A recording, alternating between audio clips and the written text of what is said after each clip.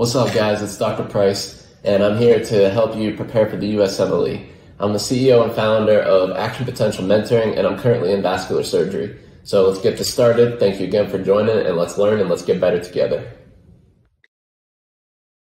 Why do you think that there'd be a very large distribution width between your red cells? So that means that some of them are small, some of them are bigger, and some of them are small again. They're not all the same size. And it's because with iron deficiency, you're trying to make more red blood cells, but you just can't.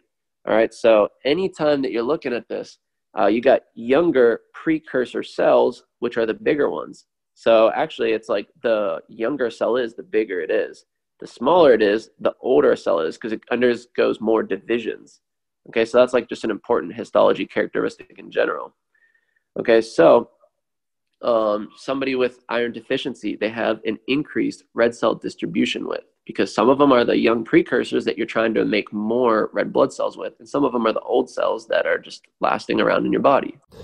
Thank you guys so much for joining today. If you found that was helpful, find me on Instagram at Action Potential Mentoring and shoot me a DM saying what your favorite part of today's lesson was. If you have any questions or you'd like some personalized one-on-one assistance with preparing for the USMLE, learning what it takes to become a stellar applicant and matching into your dream specialty, DM me the words VIP Mastermind. Again, that's VIP Mastermind. Talk to you soon.